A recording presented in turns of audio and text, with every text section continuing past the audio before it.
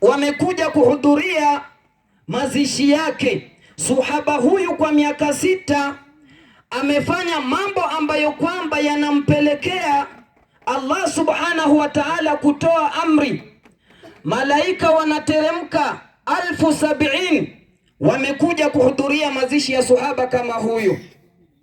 Mtume sallallahu alayhi wasallam anaonekana anatembea kwa kutumia vidole vyake. Masahaba wanamuuliza, ewe Mtume wa Allah, mbona unatembea kwa vidole vyako? Sahaba anajibu anasema, hapa kumejaa malaika, nafasi ya kutembea vizuri haipo. Swali langu ni hili, wewe Muislamu ambaye kwamba umekaa ndani ya Uislamu miaka 70, unajidai kwamba mimi ni Muislamu wa kuzaliwa, miaka 70 wewe ni Muislamu. Kuna sahaba amekaa katika Uislamu miaka 6, lakini kifo chake kinatikisa arshi ya Allah subhanahu wa ta'ala. Wewe umekaa ndani ya Uislamu miaka 70, nini umefanya ndani ya Uislamu? Madha fa'alta fil Islam, nini umefanya ndani ya Uislamu, ambapo kwamba utakapotoka katika ardhi hii watu watatikisika, Uislamu utatikisika, utawacha pengo zito na kubwa sana katika Uislamu. Nini umefanya katika Uislamu? Umekaa katika Uislamu miaka hii yote, umekaa ndani ya Uislamu, hauna swala, hauna sadaqat, hauna a'mal as-salihat. Sahaba amekaa ndani ya Uislamu 6 years, arshi ya Allah subhanahu wa ta'ala inatikisika. Sisi hapa ni kujidai, bwana mimi ni Muislamu tena msomi, bwana mimi ni Muislamu nimezaliwa. Swali ni kwamba kwa hii miaka 70 umefanya nini? What have you done? Umefanya nini? Siku ya Ijumaa watu wanaswali, wewe umekaa nyumbani. Swala 5 watu wanaswali msikitini, wewe umekaa nyumbani. Alafu unataka kwamba ukiondoka katika ardhi hii Uislamu upate shida, watu watikisike. Kuna mambo mawili, utakapokufa kuna watu watakusema, watakuzungumza, na mazungumzo yao ima yatakuwa ni mazuri au mazungumzo yao yatakuwa ni maovu juu yako. Sasa wewe jiweke kwenye mizani. Uislamu unasema hasibu anfusakum, fanyeni nafsi zenu hisabu kabla an tuhasabu, kabla hamjafanyiwa hisabu. Muislamu mahali umekaa, jiulize, siku utalala namna mama alivyolala, wanakuogesha wewe, utakuwa umebakisha nini katika ardhi hii? Fama bakata alayhimu samaa'u wal ardh. Kuna watu wamekufa katika dunia hii, majabar al-aghniya, matajiri wakubwa kina Firaun, walikuwa ni watu wenye viburi mpaka wamefikia kusema ana rabbukumul a'la. Wamejiita ni waungu hawa. Akina Qarun, akina Namrud, hawa ni mabwana wameishi katika hii ardhi ya Allah subhanahu wa ta'ala kwa njia ya kibri, kwa njia ya majivuno.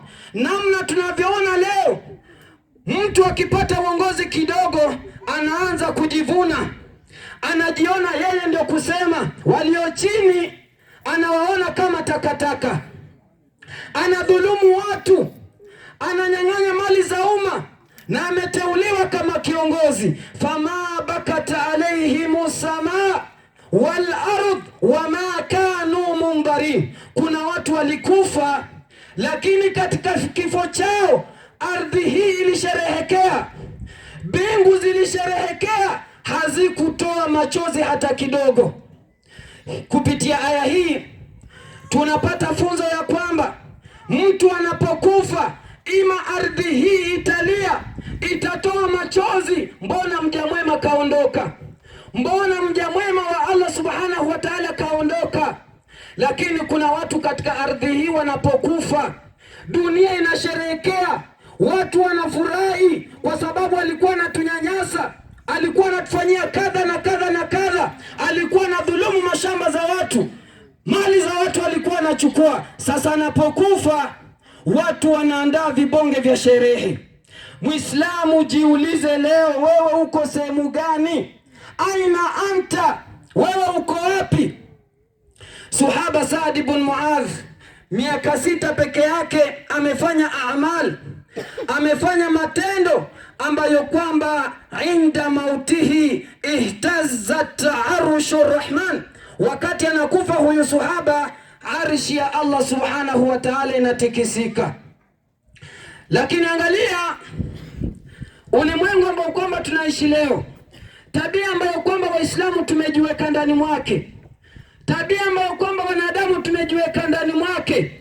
Tunaishi maisha ambayo kwamba sanandam inda almaut wa fi yaum alqiyama. Tunaishi maisha ambayo kwamba tutakuja kujutia wakati roho zetu zinachukuliwa, wakati tunaenda kwa Allah subhanahu wa ta'ala, na kadhalika ile siku ya hisabu tumesimamishwa mbele za Allah, bado tutabaki kujutia. Waislamu wangapi wako hapa hawaswali? Kila mara maimamu wanasema swala swala swala, kam minna, ni wangapi katika sisi Waislamu hawaswali swala 5? Ni Waislamu wangapi wanakula haramu? Waislamu wangapi wanadhulumu? Waislamu wangapi wanafanya matendo ambayo kwamba sheria ya Uislamu imekataza? Inda almaut Allah subhanahu wa ta'ala anasema, ya ayyuhalladhina amanu, enyi mliamini, la tulhikum amwalukum wala auladukum an dhikrillah. Enyi mliamini, mali zenu na watoto wenu isiwe ni kizuizi kwenu kumtaja Allah subhanahu wa ta'ala. Baadhi ya wanazuoni wanasema dhikrullah huna maana ya swala, yani watoto wasiwe sababu ya wewe kuacha swala, mali isiwe ni sababu ya wewe kuacha swala. Lakini wangapi leo mali zao na watoto wao imekuwa ni sababu hawaendi msikitini? Mwanaume yuko tayari kufanya kazi ya mjengo. Kazi ya mjengo ni kazi mzito, sio kazi rahisi. Anabeba masimiti, anabeba matofali, anakoroga sementi. Lakini yule mwanamume kumpata ametumia dakika 10 peke yake anaswali ni ngumu. Swala imekuwa ni mzito kwake, lakini kazi ya mjengo imekuwa ni nyepesi kwake. Waislamu wangapi wanaona heri watafute mali zao kwa njia ya haramu, wanadhulumu, wananyang'anya, wanafanya machafu kupata mali. La tulhikum amwalukum wala auladukum an dhikrillah. Wangapi wanachuma mali zao kwa njia ya haramu, maadamu wapate sifa wana mali. Udongo huu unakungoja. Tukitoka hapa sasa hivi sote tunaenda kwa lile kaburi, sote tunaenda kwa lile kaburi. Munataka kuona matani ya mchanga yule mama anaenda kumwagiwa.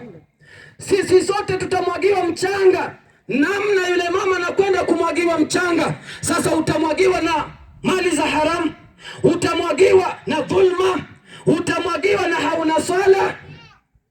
Lakini wakati wa mauti Muislamu anasema rabbi rji'un, ewe Allah niregeshe, Mungu niwache nirudi duniani, niende niswali fa asaddaqa wa akum min salihin, niende nitoe sadaqat, niende nifanye khairat, niende niwe katika waja wema. Saa uko na afya hautaki kuswali, una mali hutaki kutoa kwa njia za Allah, uko na nguvu hautaki kufuata maamrisho ya Allah subhanahu wa ta'ala.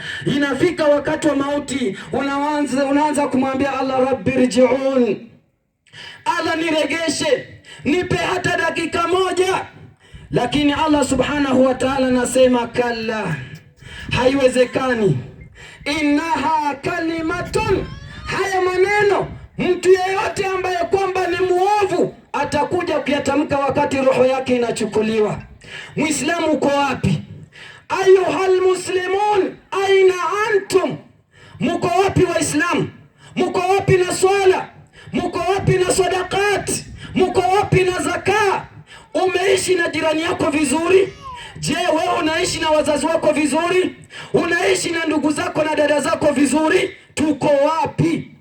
Saad ibn Muadh ametumia miaka 6 peke yake, mauti yake yanakuja kutikisha arshi ya Allah subhanahu wa ta'ala.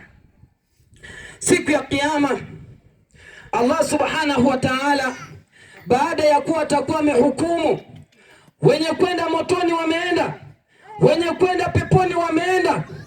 Watu wa peponi watasimama kuuliza watu wa motoni, ma salakakum fi saqar, nini kimewapelekea motoni? Nyinyi mko motoni. Limadha antum fi nar, mbona mko motoni? Watu wa motoni wataanza kujibu, watasema qalu lam naku minal musallin. Jawabu la kwanza watasema, sisi hatukuwa miongoni mwa wenye kuswali. Kwa hivyo wewe kama uswali, sahau pepo ya Allah. Wewe kama hauswali, sahau zile dua zinazosema kaburi lako liwe ni raudha min raudhatil janna, kwamba kaburi lako liwe ni bustani katika mabustani ya pepo. Swala, Mtume anasema awal, jambo la kwanza ambalo kwamba Allah subhanahu wa ta'ala talifanyia hisabu siku ya Kiyama, as-swala, ni swala. Na Mtume sallallahu alayhi wasallam inda mauti, wakati anakufa, anaambia umma wake as-swala, as-swala, as-swala, simamisheni swala, swalini, dumuni kwenye swala siku ya Kiyama, kwa sababu wewe uliacha swala. Unakuja kusema lam naku minal musallin, hatukukuwa katika watu wenye kuswali. Walam naku nut'imul miskin, na wala sisi tulikuwa na mali, tulikuwa tunajigamba na mali zao. Mali zetu sisi tulikuwa tunajigamba, hatutoi sadaka. Maskini wanahangaika. Hapa Lukuyani kuna matajiri wangapi, tena Waislamu hasa, na kuna watoto wa maskini wangapi wanatembea hawana manguo, wanatembea hawaendi madrasa, hawaendi shule, lakini matajiri kazi yao ni kuendesha magari, matajiri kazi yao ni kujenga, matajiri kazi yao ni kudhulumu, matajiri kazi yao ni kupokonya. Leo unafika mbele za Allah unasema lam naku nut'imul miskin, masikini sisi hatukuwa tunawalisha. Tukio litatokea kubwa sana siku ya Kiyama, wakati watu watakuwa wanapewa vitabu. Kuna wale watapewa vitabu mkono wao wa kulia, ambao kwamba Mwenyezi Mungu Subhanahu wa Ta'ala amewasifu kwamba hawa watafaulu, na kuna watu watapewa vitabu vyao katika mikono yao ya kushoto. Angalia majuto, anadam, majuto ambayo kwamba hawa watu watakaopewa vitabu vyao kwa mkono wa kushoto, majuto ambayo kwamba watakuwa nayo. Watasema ma aghna anni maliya halaka anni sultaniya, mali yangu mimi haikunifaidi na chochote. Nikiwa kule duniani nilikuwa tajiri katika matajiri, bilionea katika mabilionea, lakini leo unafika mbele za Allah, ma aghna anni maliya halaka anni sultaniya. Wewe ulikuwa ni kiongozi, wewe ni liguru Muislamu ama hata sio Muislamu, wewe ulikuwa na cheo chochote, kazi yako ni kuvuruga wananchi, kazi yako unanyanyasa wananchi kwa sababu kuna kicheo kidogo. Unaona kuna mtu anaweza kusema mbele zako siku ya Kiyama, unakuja halaka anni sultania, uongozi wangu umekwisha kuniondoka, umeniangamiza uongozi wangu. Lakini Allah atatoa oda, kwa sababu yeye ni Maliki Yaumiddin, anatoa oda siku ya Kiyama, anasema khudhuhu faghullu thumma aljahima sallu thumma fi silsilatin dhar'uha 70 dhira'an faslukuhu. Waislamu, hizi aya twazisoma, hichi kitabu cha Allah huwa tunakisoma. Kalla idha balagati taraqi wa qila man raq wa dhanna annahu alfiraq waltafati saqu bisaq. Siku roho yako itakuwa ni yenye kuchukuliwa, watu wamekuzunguka, roho uko katika sakaratul maut, Kila mtu anatoa maoni yake, mpeni uji, mpeni maji, sijui fanyeni kadha na kadha. Wadhanna annahu alfiraq, lakini yeye yule ambaye kwamba yuko katika sakaratul maut akawa na uhakika ya kwamba hapa mimi sitapona, hapa mimi naenda kukufa. Tembeleeni mahospitali nyinyi mlio hai, nenda referral, angalia vile wagonjwa wanang'ang'ana na maisha yao. Mtu yuko kwa oxygen, wewe unatembea hautaki kuswali.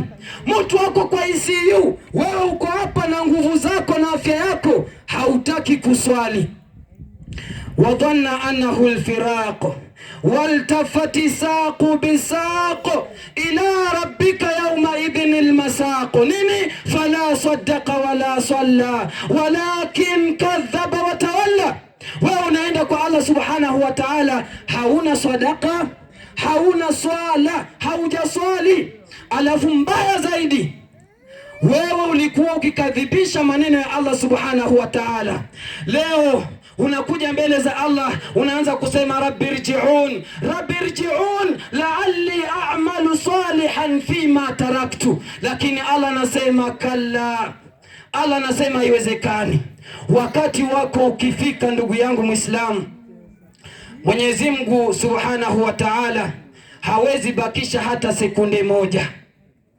Na lau tungelifahamu yale mtu anayepitia inda al-maut, Waislamu tungejitahidi sana, tungepigana sana kufanya matendo ambayo kwamba yalikuwa ni mazuri. Waislamu, uko na mtoto, peleka mtoto madrasa akasome, mtoto asome dini. Wakati unakufa, mtoto atasimama kwenye kaburi lako anakuambia, ewe Mwenyezi Mungu msamehe mama yangu, ewe Mwenyezi Mungu msamehe baba yangu. Lakini sisi hatutaki kupeleka watoto madrasa. Wewe umekufa, unazikwa, mtoto naye anapanga disco ndani ya nyumba lako, analeta warembo wake, sasa shapata nafasi. Wewe huku uko ndani ya kaburi, mtoto anafanya machafu badala ya kukuombea dua. Sababu ni nini? Wewe haujamuandaa mapema. Nini unakiacha ewe Muislamu? Baada ya kifo chako, nini umekiacha? Nini utakiacha? Fala saddaqa wala salla walakin kadhaba wa tawalla qalu alam nakum min almusallin walam nakun nut'imu almiskin wa kunna nakhudu ma'a alkhaidin. Hii ndio hali ya Waislamu. Haya ndio maisha ya Waislamu. Almuslimuna alladhina yahmiluna alquran yaqrauna alquran. Waislamu tuliobeba Qur'an, tunaisoma Qur'an. Leo Qur'ani tumeitupa pembeni, tunaishi namna tunavyotaka.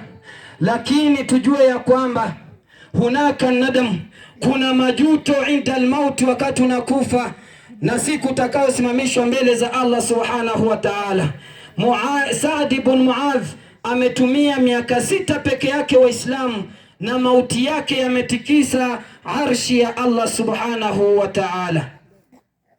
Kufikia hapa naomba Allah subhanahu wa ta'ala tujalie min alladhina yastami'una alqawla wa yattabi'una ahsana. Assalamu alaykum wa rahmatullahi wa barakatuh. Shukran, jazakallahu khairan.